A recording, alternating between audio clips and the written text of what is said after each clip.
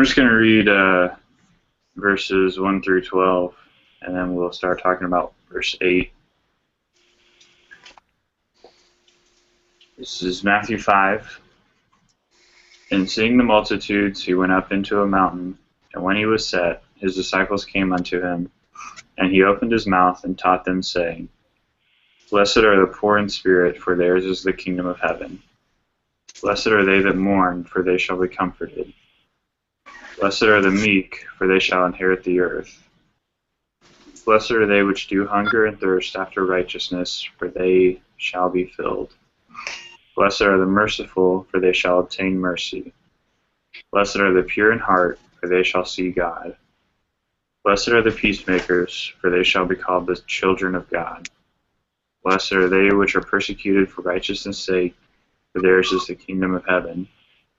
Blessed are ye when men shall revile you and persecute you, and say all manner of evil against you falsely for my sake. Rejoice and be exceeding glad, for great is your reward in heaven. For so persecuted they the prophets which were before you. So last time we kind of established that this is not like a do this and then this type thing. It's not like a list of things to do in order to get something ultimately, but it's more of a description of, a believing person or a true Christian. Because by ourselves, like in our own strength, we can't just start checking off these lists in order to receive, the blessings. But it's a descriptor of someone who has truly been changed by God. And this is a description of their desires, or the things that they desire to do, because these things are kind of opposed to the natural desires of a person. For example, poor in spirit is, it's not something that the natural man desires. Nobody desires to be poor. And then the mourning,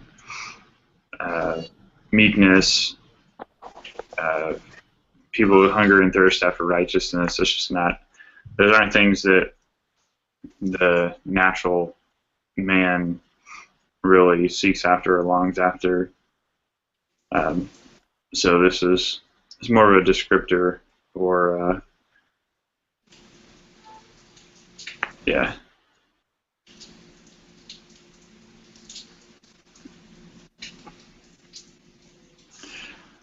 So you guys weren't here last time. What are your thoughts on that as far as the overall take on what this is, what the overall point of this is?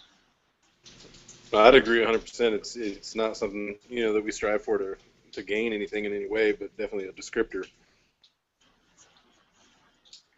And I'd go as far as to say it's not an all-inclusive descriptor either. Yeah. Different aspects of these are different things that we go through at different times. Why do we say that? What in the text tells us that it's not things that it's not a Christian ethical statement?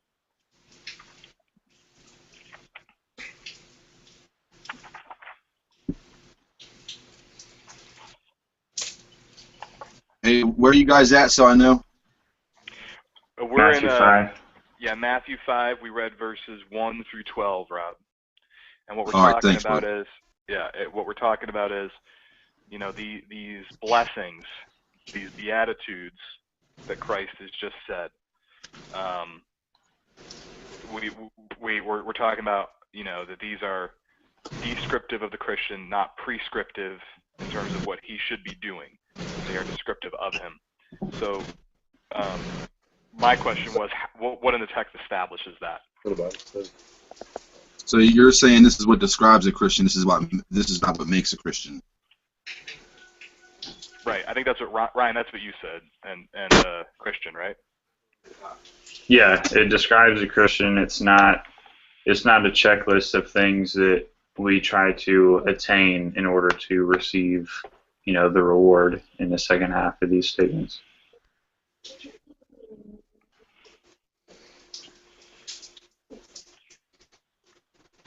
As far as what's in the text itself that says that, I don't know if there's anything that's really clear on that point, but I think it just comes from our understanding of the rest of the Bible with how these things, like the rewards. First one is, theirs is the kingdom of God. They shall be comforted. They shall inherit the earth. They shall be filled. They shall obtain mercy. They shall see God. All those things. Ultimately, those are things that we receive through Christ and not through our own works. So, in light of that, we need to kind of look at this from that knowledge. But I don't know if there's anything. Maybe you have a different take. I don't know if there's anything explicit right here that really says that. I think the biggest thing is the blessing. It's not about being blessed here, in my opinion, but it's always the thereafter, and that's what kind of carries us through all these different things.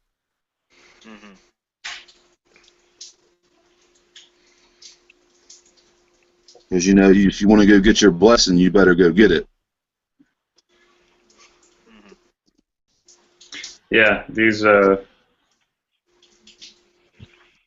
things aren't like verse 11. Blessed are you when men revile you and persecute you. It doesn't really seem like a blessing when that's happening to you. Yeah, exactly.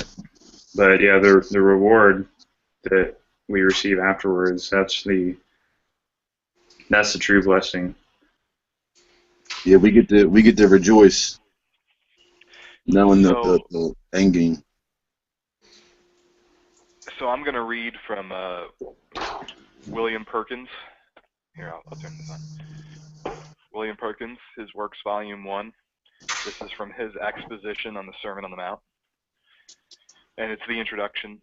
He says under the heading Point 2, he makes 3 sort of preliminary points. He says, and this is about the Sermon on the Mount, the scope and drift of this large sermon, namely, to teach his disciples, with all that believe in him, to lead a godly, a holy, and blessed life.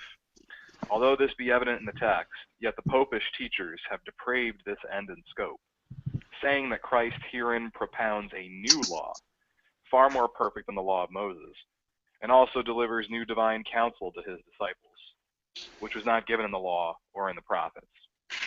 But they err and are deceived, for Christ's intent is to clear the true meaning of Moses and the prophets, which was corrupted by the false gloss of the Jewish teachers, and not to add any new law or counsel thereunto, as afterward will plainly appear. Again, there cannot be given unto man a more perfect rule than Moses' law, the sum and scope whereof is to love God with all the heart, with all the soul, and with all the strength, than which there cannot be greater perfection in a creature. We therefore, upon the consideration of this worthy end, must labor to show the greater care and conscience to learn and do the things propounded in this sermon. So it's not a new law. He's not introducing to us, this we're replacing the law of Moses with this stuff. But the sermon as a whole is going to be giving us consideration for how we live a godly life. Think of it as a sort of a gloss on the Mosaic Law. Yeah.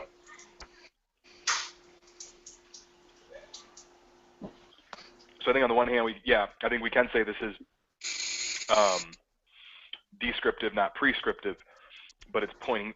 What it's doing is it's pointing us back to the Mosaic Law, which is prescriptive. Why would you say it's pointing back to the Mosaic Law?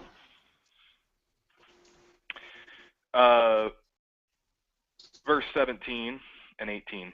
Think not that I am come to destroy the law or the prophets. I am not come to destroy, but to fulfill.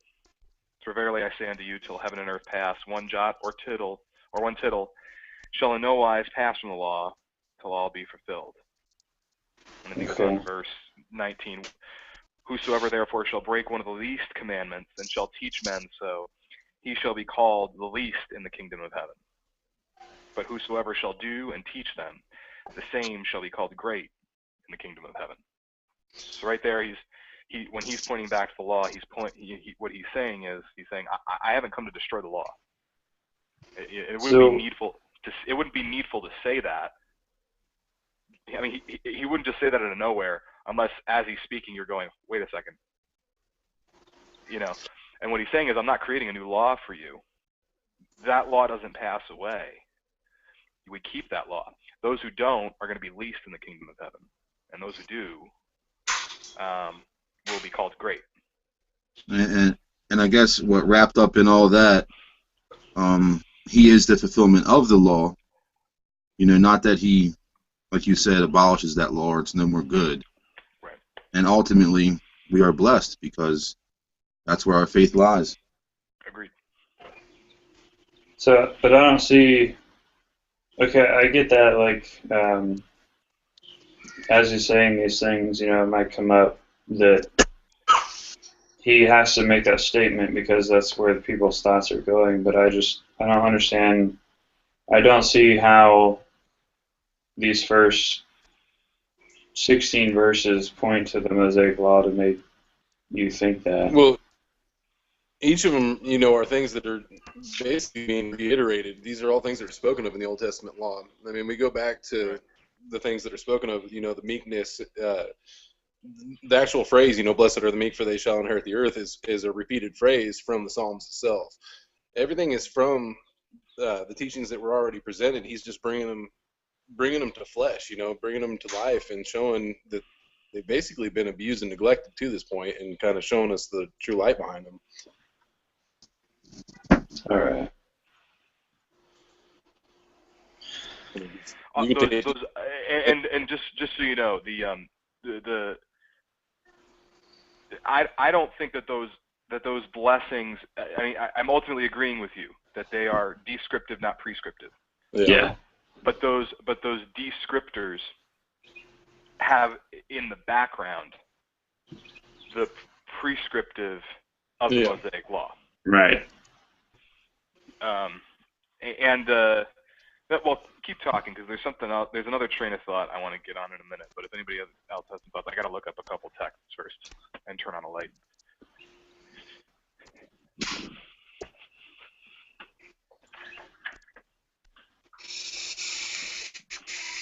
And that's kind of all the thoughts I had as far as the overall picture of what's going on.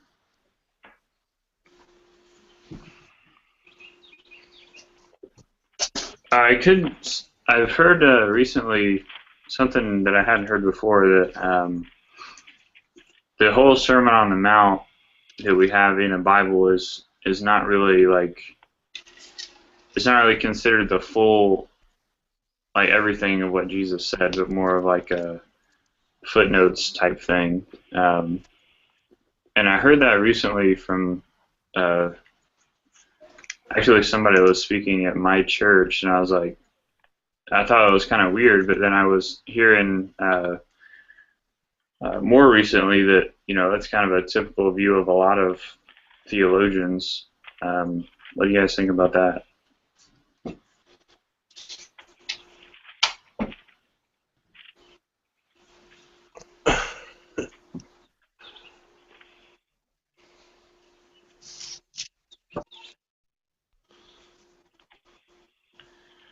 So Jesus said more than what is recorded in the Gospels. Is that the idea?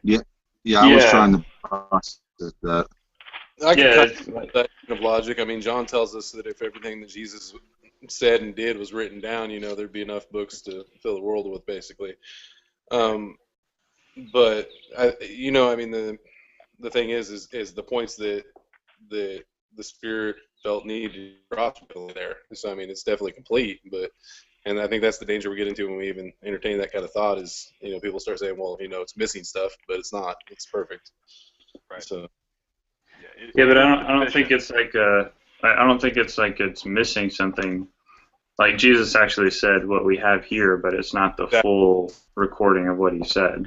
And that explains kind of why it seems like it's really segmented, like it kind of jumps from section to section almost. So yeah, it's not like that, something that Jesus said that was applicable was left out, but that it's just not everything he said. Like Devin said, if everything was written what he said, it would be a lot more. And I mean, the Sermon on the Mount itself takes up a lot of writing space. So it's what we actually have written is more of a condensed, like a condensed version of it, and not like a full word by word. But I don't know. We have another version of it in Luke's Gospel. Yeah. So, no, I mean, the way that I would look at it is, okay, let's say it isn't the whole sermon. Well, what conclusion does that lead us to? In what sense what does that do for doctrine, piety, or practice? Is that helpful in any way? Helpful? I know that seems kind of simple, but I go, yeah. I mean, Ryan, how's that going to help you preach next week? You know what I mean? Like, hey guys, there may be some stuff here that I don't know about. Yeah. You know what I mean? Maybe it was Mother's Day, and when he started the sermon off, he was like, "Hey, all the mothers, stand up. Let's give them all a round of applause." And then the Spirit was like, "You know what? We don't need that in there." So we can go without. I think it's something cool to ponder, like what else was said or what took place in that moment. But I think, like Ryan and Devin said, what we have is what we have, and it is efficient, I guess. Yeah, efficient and sufficient, for sure. You guys have any other thoughts on the overarching theme, or want to get into verse 8? Well, you said verse 8? I was looking up some of the blessings, and if you have the Westminster Reference Bible, it links back to a lot of the prophetic writings. Where was the one I was just looking at? Isaiah 61. Like, for example, you get to, blessed are the meek, for they shall inherit the earth, and then you go to Isaiah 61 that says, the Spirit of the Lord God is upon me, because the Lord hath anointed me to preach good things unto the meek. Right? Yeah, and also Psalm 37:11. I mean, it's almost word for word from there. Is it? Let me take a look at that. I mean, they reference back to so many of the Old Testament teachings that, you really see that what Jesus is teaching is the continuity between what is and what was. And so, I mean, it really qualifies that verse 17 and 18 that he brings up. I'm not here to abolish. Yeah. So, you said 37:9. 37:11, I believe it is. But the meek shall inherit the earth. Yeah. Yeah. So I mean, it's direct reference to the the meek inheriting the earth and so forth. Right. But it's each one of those principles that he sets forth are things that were already stated in the Old Testament. Right. And he's just bringing them to life right then for the people, showing these are promises of God, blessings and so forth. That's interesting you'd reference Psalm 37. They sang that on the Greenville Presbyterian broadcast earlier today. See, Ryan, you said Psalm. Christian's going to start singing. I was thinking the same thing. I literally, so I can see his brain working. He's posting this next video on Audience. Yes. Oh, he got man. like charismatic about it, man. He's like, he did. Psalm. He snatched forward so quick. Can I get a witness?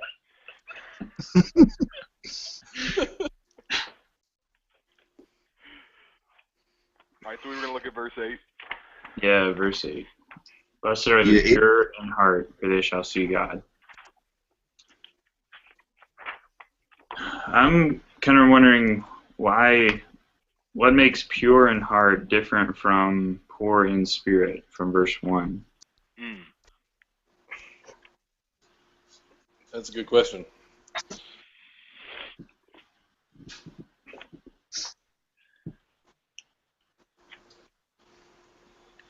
think it might be along the same vein, but poor in spirit, I think, kind of speaks to, a spiritual, not poverty, but more like a giving up of non-spiritual things.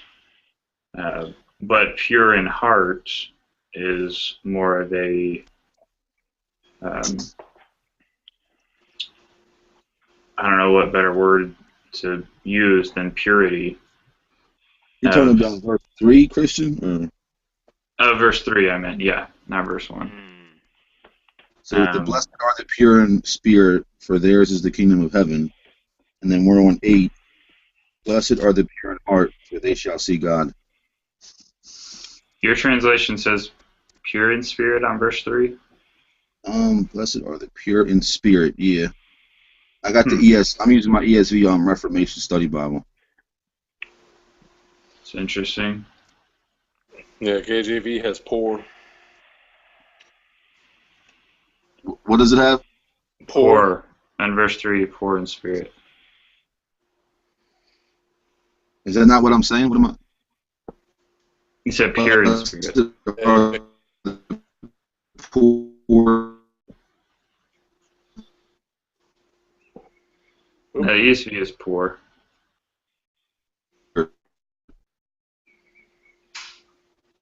I'm sorry, it's not my accent. My accent. Hey, I'm the one that y'all should not be able to understand. Come on now. I'm from South Carolina. I got it.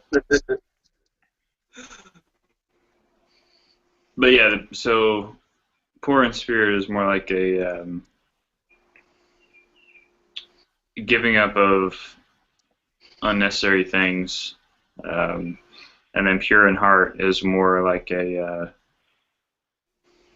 I know, is it Paul that talks about purity or desiring holiness in the inward man? So more of a more of a fully rounded, I guess, desire.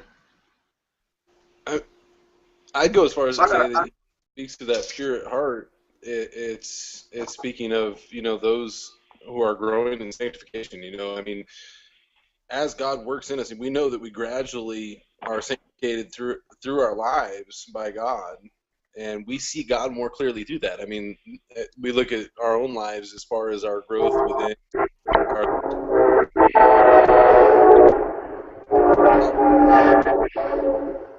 Got a train coming through. Spirit. Yeah. Ryan, I totally missed everything you said because there's a train driving by Rob's house. Sorry. It was predestined to deal with. Yeah. Well, what I was saying is, I think that when it speaks of the pure at heart, it's speaking of that sanctification which God works in us. I mean, we look back to who we were in our faith years ago, and we see God more clearly today than we ever did before, as He works in us, teaching us through His Spirit and His Word who He is and His character and everything else. We see Him more clearly today than we ever did. And, it speaks of those are the ones who will see God. We see Him better than we did before. And that's the work. That's the purifying work of the Spirit in our lives through sanctification. It's an interesting point. So you're saying that they shall see God is more of like a continuing thing and not a set ultimate thing. I believe that most of these principles are. When it comes to meekness, I'm far more meek than I was 10 years ago. Just about all of them. I'm far more persecuted than I was 10 years ago. When I didn't share my faith and I wasn't out there, let people know, you're looking at destruction because of your sin. Each of these things is my life. Can I piggyback on that real quick? In the study No. notes here for the verse 3, it says, "Those with greater spiritual need are more likely to perceive their need and depend on God alone and not their own goodness." Amen. Paul notes the same principle in verse 9:30, 31. The parallel in Luke 6:20 admits in spirit. This has led many to suppose Jesus primarily spoke to the materially poor. Material poverty and recognition of spiritual need often go together, but the two kinds of poverty are not identical. So I guess like what you were saying, as in like 10 years ago, what was just with me 4 years ago. Not that I was more immature in the faith, I guess. So as I've grown, I've realized a greater spiritual need for Christ and Exactly. this crazy sanctified life that we live. You know what I mean? Yeah, I mean, my dependence upon God and His Word and everything increases daily, and just like every aspect of all these teachings here, those are things that increase through our life through sanctification. I mean, and the one I have to keep falling back to is that persecution. Really, if we're out there and we're preaching the gospel and we're doing what we're supposed to do, the world can hate us. Jesus says that clearly. So I mean, they're all things that increase as we have a clearer picture of who God is. I mean, that's the way I see it, at least. Yeah, and this is the reminder that we're blessed because of it. You know what I mean? For all of it. Devin, I see your mind working. That's why I gotta wear this hat, or it'll be more obvious.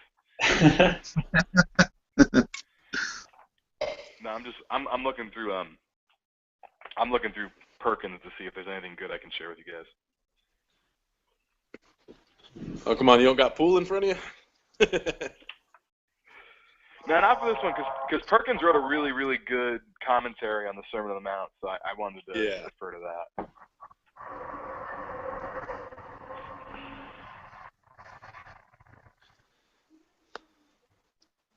So I'll go ahead real quick. On verse 3, in one of the other study notes, it has blessed highlighted.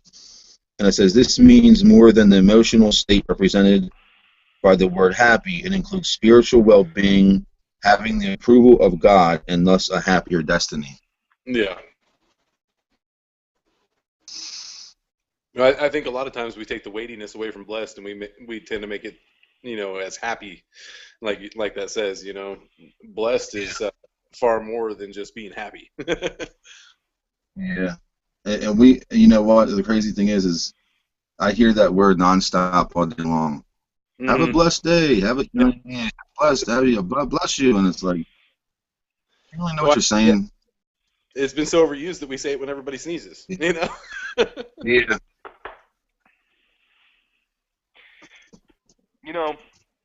I'm going to throw this in there because this is kind of I'm going to go on a rant for a minute. Okay. So when talking about poverty, and I agree with what the RSB is saying there.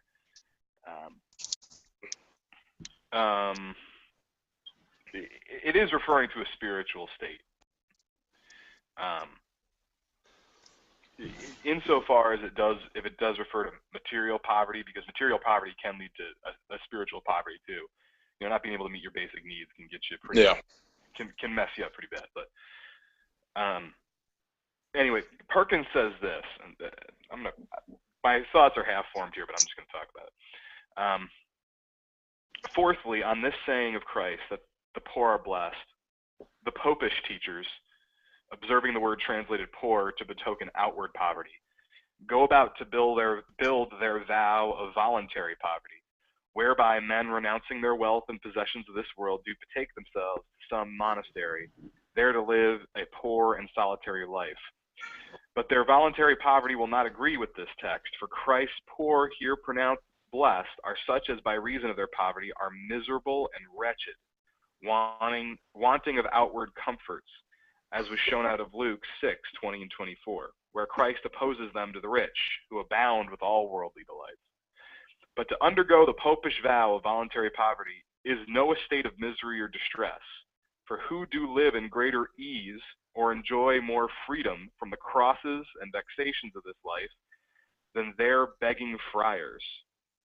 Again, if their vowed poverty had any ground in this text, then Christ should pronounce such poor blessed as made themselves poor. But he does not. For then, in the next verse, he should pronounce such mourning blessed as voluntarily called themselves to mourn. So the way I look at it is this. There's this big thing amongst evangelicals, especially ones that are like sort of shifting towards a more like progressive thing, to like tell Christians like, oh, we have too much money, and we have to start giving to the poor, and we got to start living like Jesus. He had nowhere to lay his head. Yeah.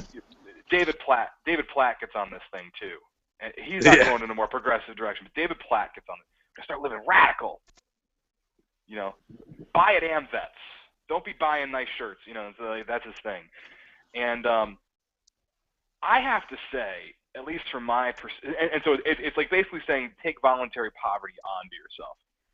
And I when I was first a Christian, I was around a lot of these folks because I lived on the west side of Buffalo, and it was a district where there was a lot of like anti-poverty work, and so you'd get all these people who were like playing poor so that they could help the poor. And it was this goofy thing, but like their parents were like rich middle class folks, you know? Yeah. And so like they were playing poor, but it was like mom could front them some money if they wanted to buy an iPod or something. You know what I'm saying? Yeah. So like I don't see that as any different than what Perkins is talking about here with that Roman vow. It's kind of like this privilege to be able to say, oh, I renounce my wealth, and I'm going to live like the poor. You know what drives me crazy? And maybe you guys have done this at your church, and if you have, I have no judgment on it. But I'm saying there are some churches that do this thing where they say, live out homeless for a night so you can see what it's like. And I'm like, dude, if you think being out on the street one night is going to give you any idea of what it's like to be homeless, you're crazy.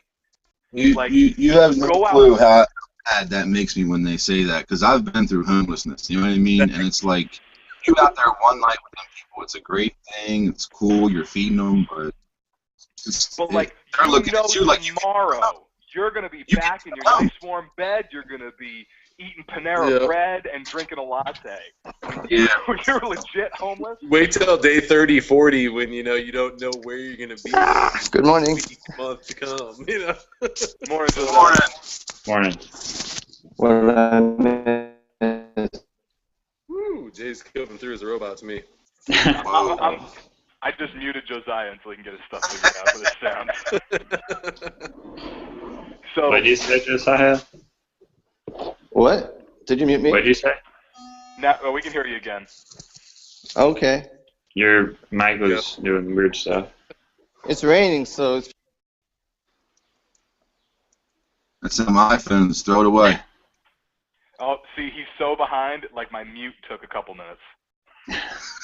Jay, unmute yourself because I muted you, man. So anyway, my point is that the same kind of, like when David Platt gets on his thing about poverty, and like when you hear like those more liberally progressive folks, like they can get you like shamed into this kind of thing. They can get you feeling like, oh no, I got too much stuff. They lay it on so thick. What's that? They just lay it on so thick. It's like the end of a sermon that the pastor preaches on Sunday, and the whole routine. Anybody want to step forward, raise the hand, and no one does, and they just keep saying it over and over. And then the poor soul who raises the hand just did it because he wants to go watch the game. Yep. He wants to. Yep. It's sad. So you know, my thing is like if you run into that, like it's the same critique that Perkins is using against like the voluntary poverty vow. You can use against those guys. Be like, I mean, they're not going to like it when you say it, but you can literally say you're being like a Catholic. Like you're doing what the Reform said you shouldn't do during the time of Catholicism. And explain why, because and actually Abraco gets into this in his where is it? It's in volume 3 of A Christian's Reasonable Service, under the 8th commandment, when he's talking about stealing. Because what monks used to do, they used to, because maybe they would be afraid. No, what would happen is the church would like steal kids. What's that? I had a question on what you said real quick. I just wanted to keep track of what you would ask a question. Yeah. Go ahead. So you're telling us to call a fellow, professing whatever Reformed guy a Catholic?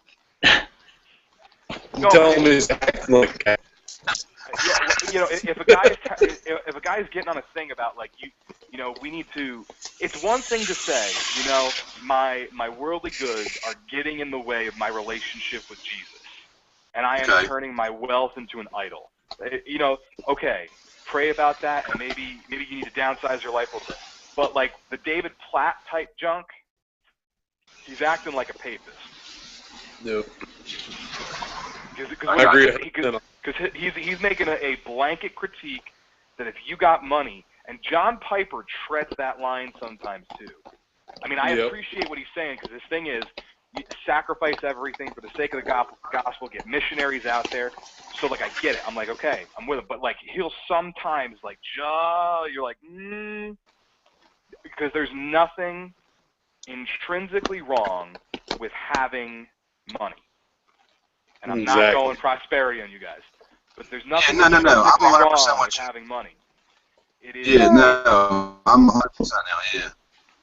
Yeah. And if you've been poor, there's nothing intrinsically wrong. Like when you have actually wanted, when you have been like, I got nothing but Quaker oatmeal for the next 5 days. Ramen. Or ramen, like when that is when you've really felt poverty. There's nothing wrong with being able to take care of your stuff, and I think it's a privilege thing. I'm using that word I shouldn't use because of the James White controversy, but it's a privilege thing to be able to say, I'm going to downsize my life, and then you can do this whole thing where you're like, look at me, I got rid of all my goods, Yeah. And Yeah. Look what I did for the better sake of the gospel. Yeah. Right. So it's like when someone anyway. says, when, what was it, I'm trying to think. Where Jesus told the guy, let the dead bury the dead, sell your possessions and follow me. It's like it's when people take that and they abuse that scripture. Like Jesus himself said, sell everything, or if you can't, you're not fit for the kingdom of heaven. Yeah. And I was like, wow, I gotta sell everything just to even how am I gonna live? Yeah. I won't get on it right now, but there's some really interesting historical context to Jesus' thing to that guy to let the dead bury their dead. Yeah.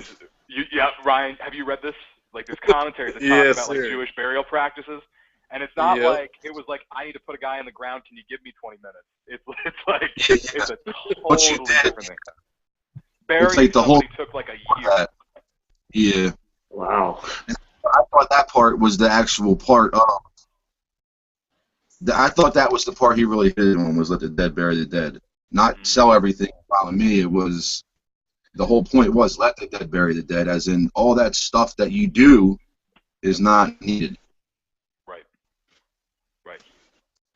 I want to read from Matthew Henry's commentary on verse 8, and then I want to move on to verse 9. Yeah. He says, here's the most comprehensive character of the blessed. They are pure in heart. Note, true religion consists in heart purity.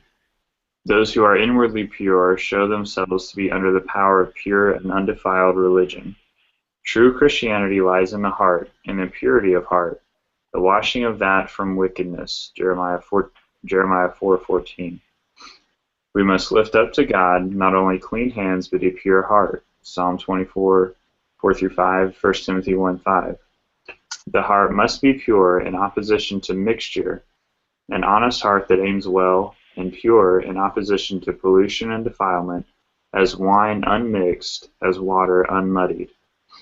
The heart must be kept pure from fleshly lusts, all unchaste thoughts and desires, and from worldly lusts. Covetousness is called filthy lucre. From all filthiness of flesh and spirit, all that which come out of the heart and defiles the man. The heart must be purified by faith, and entire for God, must be presented and preserved a chaste virgin to Christ. Created me such a clean heart, O God. Here is the most comprehensive comfort of the blessed. They shall see God. Note, it is the perfection of the soul's happiness to see God. Seeing him, as we may by faith in our present state, is a heaven upon earth, and seeing him as we shall in the future state, in the heaven of heaven. To see him as he is, face to face, and no longer through a glass darkly, to see him as ours, and to see him and enjoy him, to see him and be like him, and be satisfied with that likeness, and to see him forever, and never lose the sight of him, this is heaven's happiness. The happiness of seeing God is promised to those and those only who are pure in heart. None but the pure are capable of seeing God, nor would it be a felicity to the impure. What pleasure could an unsanctified soul take in the vision of a holy God? And he cannot endure to look upon their iniquity, so they cannot endure to look upon his purity. Nor shall any unclean thing enter into the New Jerusalem, but all that are pure in heart, all that are truly sanctified, have desires wrought in them, which nothing but the sight of God will sanctify, and divine grace will not leave those desires unsatisfied. I was just kind of reading through that while you guys were talking. I thought that was really good. Is that one verse there is pure in heart, they shall see God, is like the most comprehensive, he says, verse in the whole series. Yeah, I mean that's where I get my main perspective from with that whole verse is through Matthew Henry. I mean, when he talks of the sanctified soul will never truly see God. I mean, and that's why I say we see God clearer, as we get sanctified. Matthew Henry, I think, hits it on the head there. It's beautiful and it's perfect. All right, verse 9. One more thing before we go to verse 9. What does it mean to see God? Well, I mean, ultimately, it's different than what it is, as we progress through the faith. Ultimately, it's that realization and true seeing of God. But here, as we work through our faith and we work through our sanctification, I think it's something that is different as we grow. I mean, really. Mm-hmm. Yeah. Tony Arsenal likes to stress the point that when we see God in Scripture, it's not talking about a nature or an essence, unless it specifically says that. But when it just says God, it's in reference to a person. Yeah, I think this is in reference to the Father, and we know that God the Father is a spirit, cannot be seen. So they shall see God is not talking about, we shall actually physically look at God. But I think, Ryan, what you said is right. It's an understanding, or like a further revealing, or a spiritual sight, I guess you could say, of about the character of God. Yeah. And not like a once we get to heaven we'll be able to look at God. It's not like that.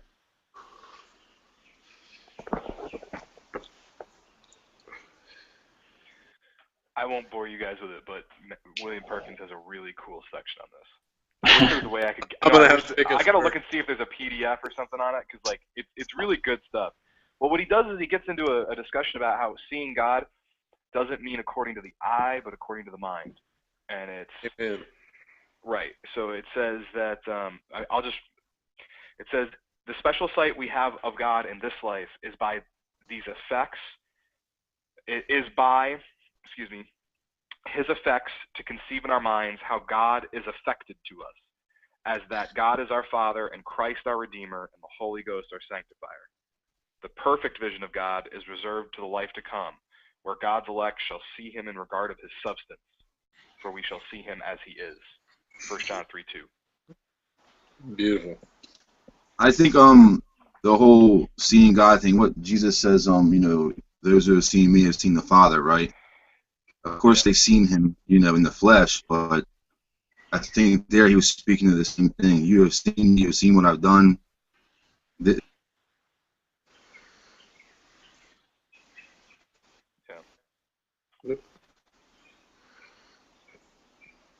Not physically. You've seen fists in Jesus, but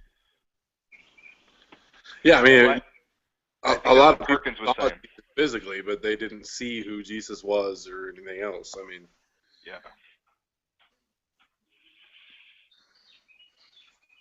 Good stuff. Verse 9. Blessed are the peacemakers, for they shall be called the children of God.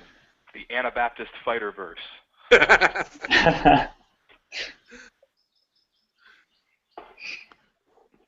No joke, I used to be a Mennonite. This is like the first verse of the Bible I learned. Mennonite. Mennonite. oh yeah, I did not know that. know pacifist trained for quite some time. I know what you mean. Yeah, that's big in Baptist circles too, isn't it? Yeah, it's real big. Yeah. Yeah. Rob, where my wife's family on her mom's side is Mennonite. Always has been, going back to the time of the Reformation. Non-nominated. So when I first met her, she was looking for a church, and she was kind of floating around, where do we go? And we landed on a Mennonite church which actually, I mean, it wasn't like we weren't wearing like suspenders and junk, like it wasn't like. Right. Yeah. But what they did was, I mean, like when you hear like Christian talking about like a cappella psalms and all that stuff. Mm-hmm. Yeah. I mean, that's how they didn't do psalms, they did hymns, but they sang a cappella in 4 parts. When I was in that drug rehab, I did a ministry called Walkathon where we went door to door. Yep. And sometimes we would come across Mennonite homes and all. They're probably the most nicest people I ever met. And I tell you what, they were so willing to give some money too. But they came out to our building one day to do like a little show. Yeah. And there was like 16, 15, 17-year-old men and young boys and girls sharing like, well, I work at the shop doing HVAC. I'm a licensed mechanic, and we all live in this community. We serve each other, and the girls are like, well, I work in the stitch shop with my mom, and we run this, and it was like so well ran. And it was like 17, 18-year-old kids that were way more educated than most of the grown men in the room. You know what I mean? Yeah. The area I grew up in was a huge Mennonite community up in the Sierra Mountains in California. And, wow. Yeah, I mean, it's exactly like you're saying. I mean, the skills that they acquired early in life, they were a bunch. I mean, we'd have a few of them that would, participate in different aspects of high school with us, and I mean, these kids blew me away. I mean, in all honesty, these kids, they're sharp. So what's it talking about peacemakers if it's not in reference to? Is it in reference to physical things? Well, I'm going to jump out there and say, I mean, how do we make peace? We make peace with God. We preach the gospel to people, and through the preaching of the gospel comes faith, and with faith comes peace with God. We're at enmity with God until we are receiving the faith. And I think a lot of it has to do with those. It's speaking to us to go out there and to preach the gospel to people, to be those peacemakers, and to share that message with them. Because we look at what it tells us. The result there is, shall be called the children of God. Who are the children of God? But those who preach the gospel of Jesus Christ. 2 verses that I think come to mind for me. Yes, I'm actually agreeing with everything Ryan said, and I'm going to piggyback off it. 2 verses that come to mind to me. The first is in Ephesians 2.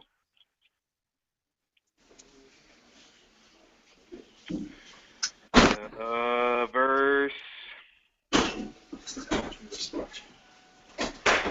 Yep. We're starting in verse 11.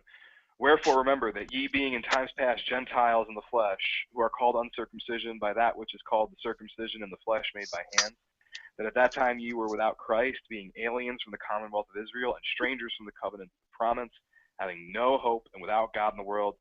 But now in Christ Jesus, ye who sometimes were far off are made nigh by the blood of Christ, for he is our peace, who hath made Amen. both one, and hath broken down the middle wall of partition between us, having abolished in his Yeah. flesh the enmity, even the law of commandments containing the ordinance, for to make in himself twain one new man, so making peace, and that he might reconcile both unto God in one body by the cross. And then I won't get to it, but it's Colossians 1, I want to say it's verse 19 or 20, where he says, who has made peace by the blood of his cross. So I think Ryan's right. It is a reference to getting out there preaching the gospel, bringing people into the fold, making children of God. Well, yeah, there's no greater peace to bring someone than peace for their soul. I mean, you said they're at enmity with God, so Right. making that peace right there alone and being instrumental as that is crazy.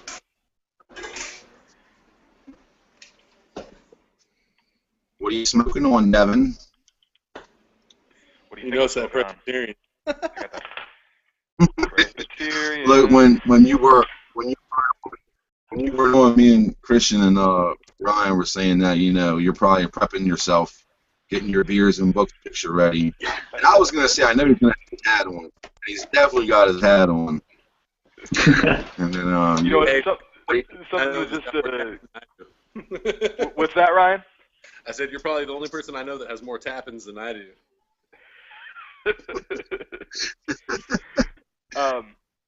The other thing that came to mind to me was I can't remember some of the names involved, but King Alfred was a king. Raymond, baby. King Alfred was a king in England, and I think it was in the 8th century. And he was involved with a bunch of wars with the Vikings. The Vikings were coming to England, storming monasteries, stealing everything, and then leaving or occupying or whatever. And at that time, England didn't have a unified army. It was just, lords here and there who had a small army, and it was usually like the farmers had to get together, and it wasn't really organized. So Alfred was the king of Wessex, I believe, and he gathered all these armies together so that they could fight the Vikings. And one summer, the Vikings came to raid, and they were going through the countryside, and he eventually surrounded them in one monastery. And so the Vikings were stuck. They were there with their king. They're like, all right, this is it. They couldn't get out of the monastery, but they were walled in. And they're like, there's no way out. So they're either going to starve us out, or we're going to end in the battle, and they're going to kill us. Well, King Alfred sent an emissary to the Viking king, and he said, you got two options. We either are going to tear down the wall, come in, and destroy you. Your second option, be baptized in the name of Christ. Which one do you think the Viking king took? So he got baptized. After he was baptized, he left the country and never returned. Sounds like a lot of stuff that happens at my church. Yeah. Ultimatums people come in. You pull out a Desert Eagle. Look. I mean, well, that Desert Eagle, consists of an emotional plea half the time when I'm not preaching. So.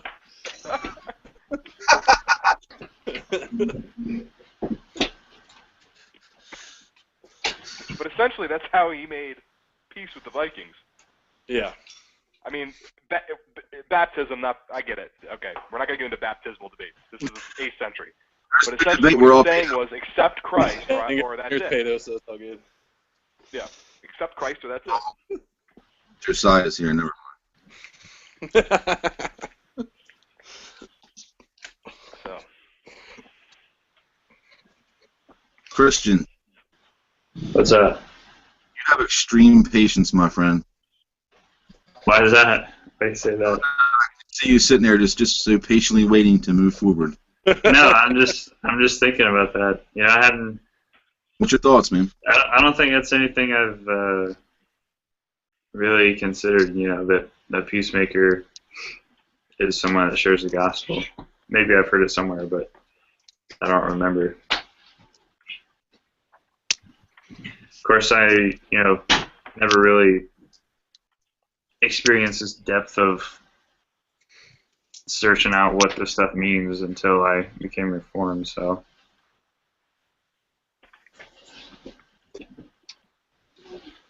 Oh.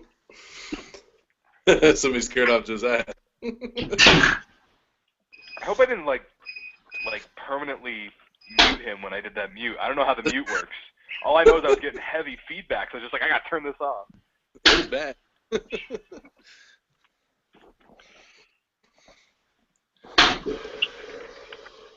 Don't mind me, I'm walking across the street right now, so.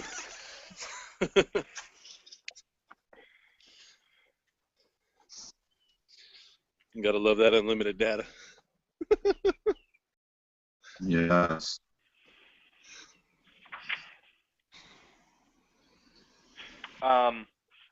Perkins, in his commentary on this verse,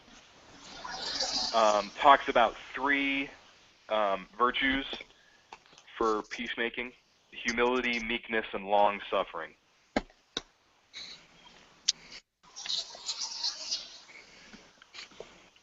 So being humble, meek, and having a lot of patience will inevitably lead to,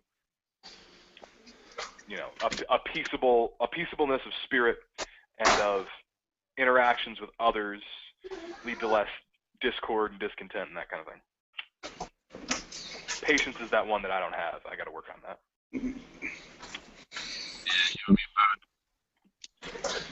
I'd say that patience one is the hardest one to obtain. Yep. I don't rock.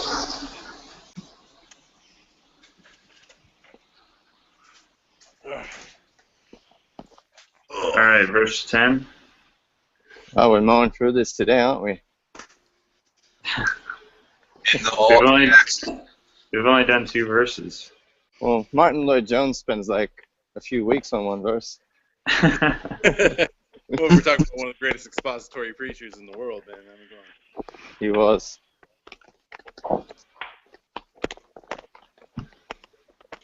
Do you guys want to end it, or Guys, you want to go on to verse 10? let's do it. Let's do it. Blessed are they which are persecuted for righteousness' sake, for theirs is the kingdom of heaven.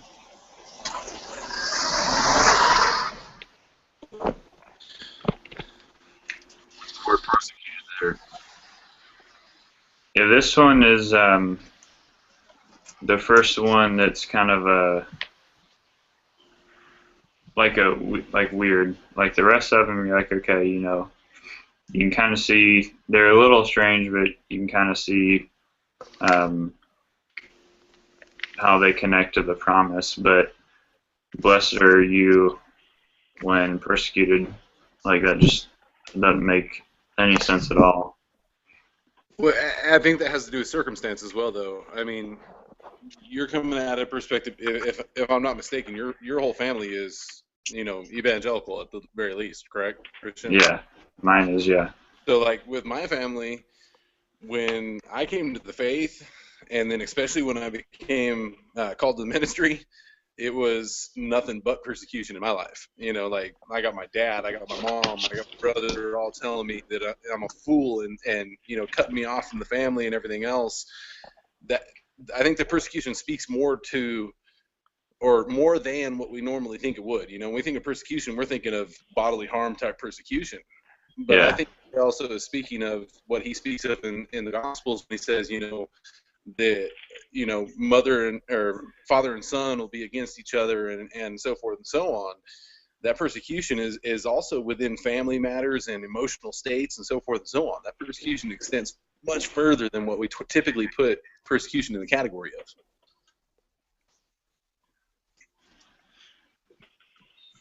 So how do we determine what is persecution? What is actually persecution, and what is just, I don't know. I remember Martin Lloyd-Jones said something about that, and he was saying persecuted if you were doing what God has purposed you to do, like if you're walking in God's will, and you might be proclaiming the gospel. Persecuted is not when you're doing your own thing, something like that. Like, I'm being persecuted because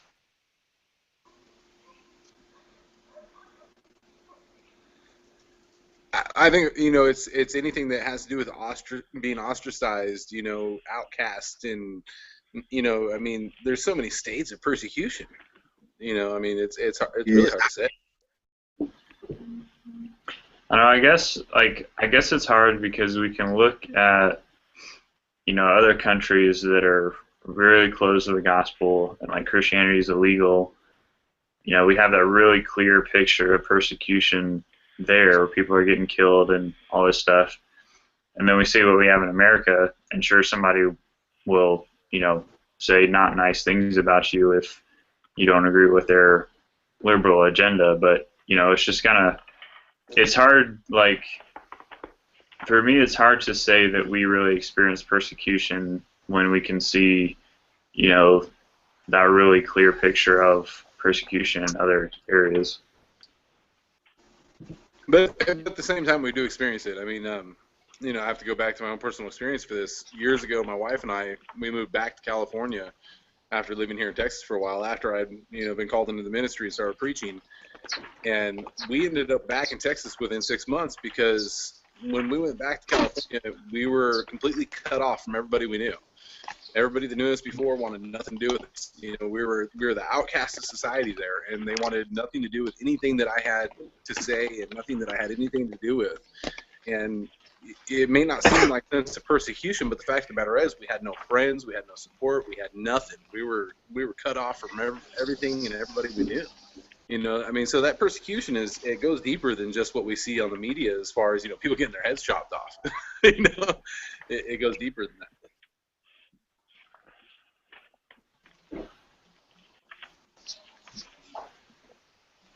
In Japan, they have something similar like social persecution, which makes it really hard to commit to the faith because quite often the family would abandon them or say if you become a Christian, then you're abandoning the family.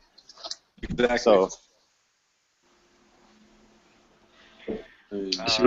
we've been talking about this in my small group a little bit, and so we've been talking about like how we experience this hostility because of the gospel, and we definitely can, but I think we have more of a chance in America at least of people just being just kind of like it's whatever. Like if you believe that's your thing, like that's good for you, that's great. I just like if that's what makes you a good person, that's great. But I'm gonna do my thing, and it's just kind of like it's almost like a dismissive, just like everything everybody does is great, and let's all just get along type thing. And I think we have more of that than just outright, hostility. And I don't know if that's if that's a form of persecution or what that is. I just pulled up the definition just on whatever Google, and it says to oppress, abuse, victimize, ill-treat, mistreat, maltreat, tyrannize, torment, torture, martyr. So I mean, if we look at the church, God's church in America. Are they being oppressed, do you think? I think they're being mistreated. Most definitely. Yeah. Well, let's look at verse 11 too, because I mean it does expand on verse 10. Yeah. Blessed are ye when men shall revile you, Yeah. and persecute you, and shall say all manner of evil against you falsely for my sake. Exactly. So I mean they're slandering you and saying evil things about you because of what you have said for the sake of Christ. Yeah, I mean, look at the world, the way the world looks at us. I mean, we're closed-minded, we're bigoted, we're, everything they can think of that's negative. That's the way they describe us. Right. I think it's like one of what we talked about earlier. How, what was it? The whole sell everything, your possessions. It's just like in here in America, everyone wants to harp on, go on a mission trip, or you experience real persecution, and it's just not. they're just going overboard with it. You know what I mean? I'm not saying that I may be persecuted as a Christian to a different extent than others in the third world countries and all, and they're definitely facing persecution. A persecution on a level that I'll never truly understand. I mean, I don't know what I would do if someone was to say renounce Christ, or your family's killed, or your daughters are going to be raped. I have no idea how to even. I can't even imagine that. You know what I mean? But I'm definitely persecuted here in America for my beliefs, for Christ, for His righteousness. Yeah. I'd say there's different levels of persecution depending on the different cultures as well. In a way, this might sound odd, but in a way, like like what they did with some of those school shootings and that kind of thing, where it's like, are you a Christian? And it's like you say yes, and then they shoot you in the face. Okay. So we can all agree that's persecution, but I got to tell you, in a way, like, because I thought about this a lot. In a way, maybe I'd change my mind in that exact moment, but in a way, that seems a lot easier to deal with. Yeah. Renounce Christ or I'll shoot you is a pretty clear-cut thing. Less clear-cut than, hey, this transgender guy is walking into the office, and I'm a speech pathologist, and we want you to do voice modification for him so that he can speak like a woman because he wants to be a woman. Yeah, and you have to go with it. You have no rights at that point. Your beliefs don't matter. Right. That's a hard, or like kids in my church. This might sound crazy to some of you guys, but like there's the local school here has a policy that you can't bring a Bible to school. If you do, they'll suspend you. That's insane. There are kids in my church who like they've had conversations like, do I bring my Bible to school just to make a point? And what point would that make? And is that useful? And if I get a suspension, I get a suspension. That's tough. That's harder stuff because you got to live with the consequences. Yeah. Well, I think that's the thing that makes it hard is persecution is so nuanced, man. Like, it's a broad term.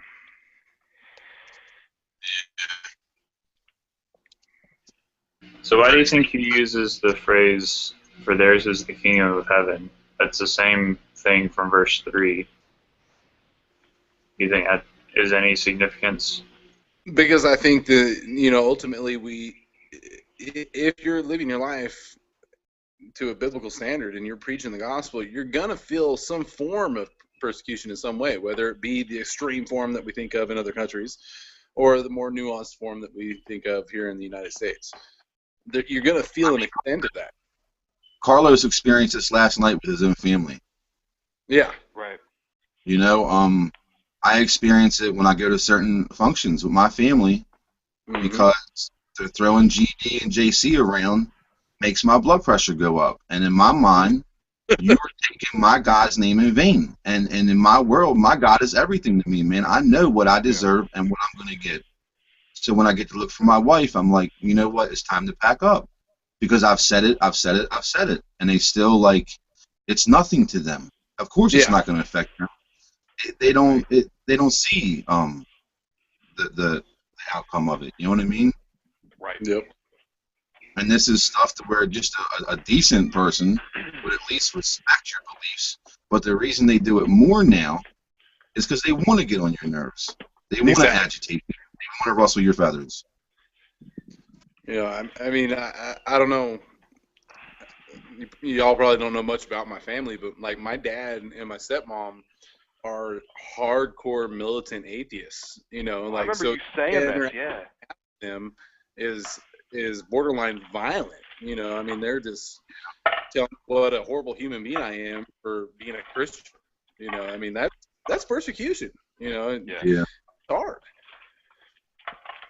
And it's a way different kind of hatred too. It's like you don't even have a logical reason why you hate me. How I'm living isn't even affecting you. Exactly.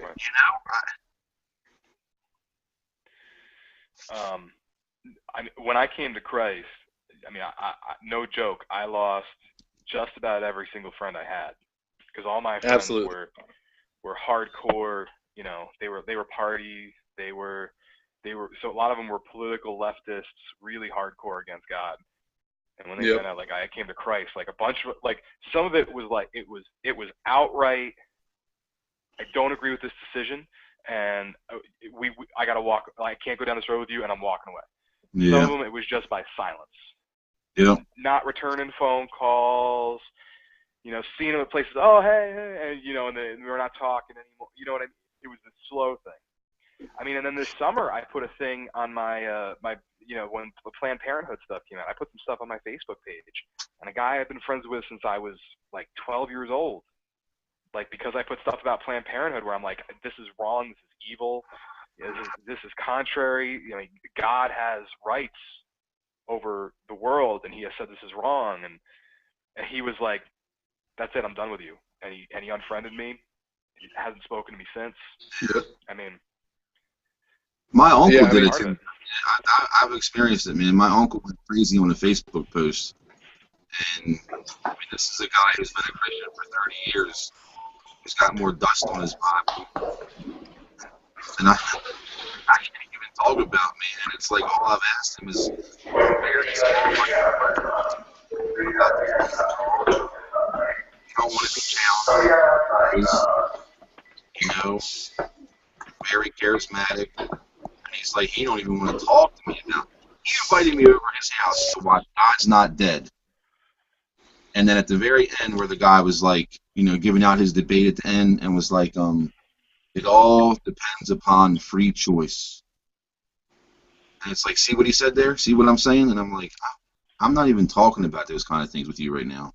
Why even bring that kind of stuff up? Yeah. You brought me over here to watch a movie.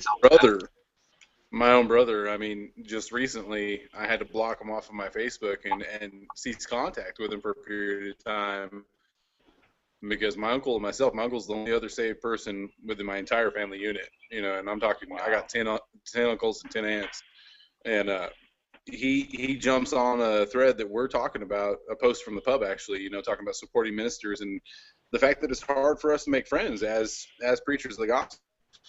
And he gets on there and he says something about, you know, spoken like some true Satanists, you know, and just starts calling us Satanists basically because of what we believe. And, you know, I mean, that's the kind of stuff that we deal with here in the United States. You know, I mean, it may not be this hardcore chop off your head persecution, but it's definitely persecution. You know, my brother loved him to death, but, you know, I have to lose that relationship for a period of time because of the way that he is so, you know, identity with God. Yeah, man. I guess just hard for me to understand that because, you know, my whole family, some of them may be just Christians by name, but, you know, they at least have like some kind of Christian worldview, and they're not like that. It's just not like that. Like I grew up going to church, you know, all my friends are from church, and I was homeschooled, you know, so just everybody that I know is Christian to some extent, either just kind of just simply outwardly or true Christians. So I don't know, I've never really experienced that kind of interaction with people, so it's just hard for me to understand that. This is off subject. How do I unmute somebody? I don't know if you can. I muted Jay and Josiah. Now I'm seeing that his video is coming up, so I want to unmute him. He's unmuted. I'm here. There we Persecution. I'm still in persecution. You know, I'll be honest with you. When I think of persecution, I do think it's far worse. I don't know. I guess it's because how the world portrays how persecution is supposed to look, I guess. It's kind of like throwing stones, you know what I mean? Like, I'm all the way crazy. Are you in bed, Rob? No, I'm in my shed. I'm in my prayer closet. Looking kind of creepy in the dark. I love the Probably You're not supposed to let- Praying That's the every best day. thing. You're not supposed to let other people in your prayer closet, Rob. Darn it. Rob is showing off. Yeah. You better hashtag that in the pub in my prayer Yeah, closet. I'll wait till the Sabbath's over. Sabbath's over. It's Monday morning. You're in the future, bro. I hope your flux capacitor breaks. It broke a while ago. Well, hey guys, I got to start getting ready for bed and all that, so I'm gonna break out. But enjoy the rest. It was good talking with All you. right. Hey, man. Appreciate you. Night. Have a good one. See ya. I think we're pretty much done because verses 10 through 12 are kind of all connected to each other. Yeah. I think we fleshed that out pretty decently, but it seems like this one, the persecution is the only one that really has. It's almost like stress the blessing, like both verses 10 and 11. Blessed are you which are persecuted, and when men revile you. And then verse 12 says, "Rejoice and be exceeding glad, for great is your reward in heaven." So it's like more than anything else, the persecution is like the one thing that really has this overabundance of blessing or rejoicing attached to it. Yeah. Well, I think persecution's coming your way soon. Yeah. Yeah, no matter what the outcome in November, I think it's coming. Oh yeah, So, exciting days. oh yeah. Yeah. So I mentioned before about persecution in Japan. Yeah. It can get pretty intense. Not for me, but for native Japanese who profess faith. Yeah, I've Yeah, been 'cause praying weren't for you that. saying before it was like it's like you're turning your back on your family or something like that? Yeah, I mean, Western culture is like really individualistic. It's all about me. So if I become a Christian, it doesn't really affect anybody else. And it doesn't really, but especially in Asian cultures, it's more about the group. Like they have this proverb is the nail that sticks up gets hammered back down. And that's pretty true. If you become a Christian, you're sticking up and you're drawing attention to yourself. So they would try and hammer you back down and push you back into life. Sorry, guys. Man. So when someone becomes a Christian, like baptism is a pretty big deal. It takes them a while to get to that point. Because they don't really want to like show it out that much. I mean, because baptism is like a really public profession. Yeah. So when they do get baptized, it's like they're really serious.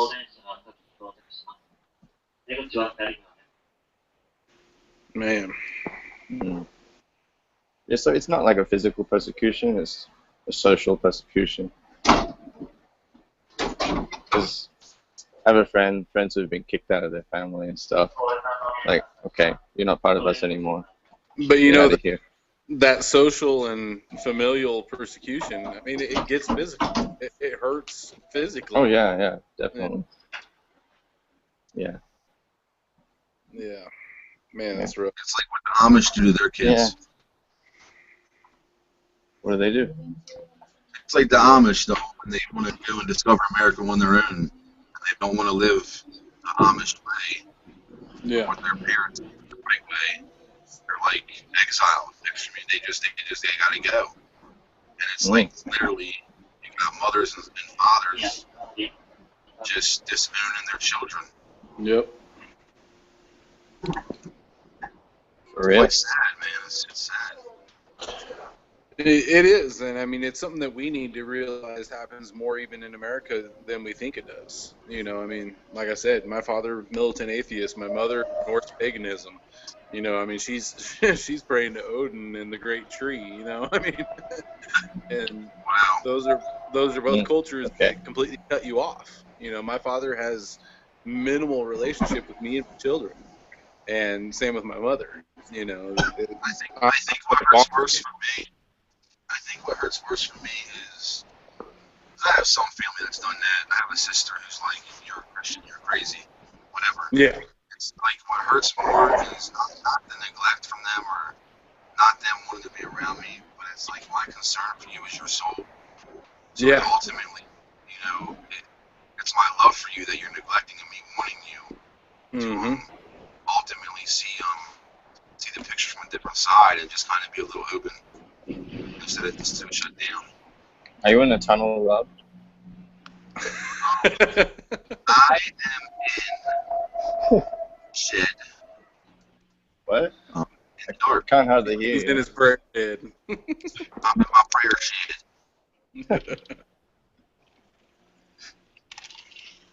So where's the rest of the squad today, anyway? I don't know, but I just want to say one thing real quick. Yeah. I chose Pete O'Ryan for my top pick to add to the group. It was the best choice. I can't hear you, man. I'm sorry. Yeah, he's like in and out. His mic's like really quiet for a second. Wow. Yeah. I just want So you chose Peter Ryan. What? Yeah, I was He's just bragging. Yeah, I'm boasting in the gift that God has given me to judge other Christians. Okay, so who do you want to excommunicate? You I don't want to excommunicate some bros? No, I just want to move Ryan to OG status if we can. OG? I don't know if we can do that yet. He joined the Hangout, man. So that's got to mean something. Hey, that's better than most of the other OGs. I know. If OG means the original Green Giant, that's me, man. I think Jeremiah is no longer OG status now. He should not be spending time with his family. Fine. And again, I want to thank everybody that said a prayer for my buddy, man. I mean, this has been a hard week for me, and you know, I truly believe the prayers have helped me along in it. I lost my best friend in the world, man, and he was a good Christian man. And you know, it just really, it was really a rough week, but I saw a lot of love from a lot of people, and it was great. That's what's up, man. Hallelujah. Do you guys want to wrap this up? You can go, man. Play the outro for the pubcast. we don't have MC Gloria to do the rap. Look forward to next Christian Sunday, can do his own version. Yeah, me too. All right, we'll talk to y'all later. All right, All right, see ya. fellas. Stay blessed. Bless ya. God bless Bless. America. Make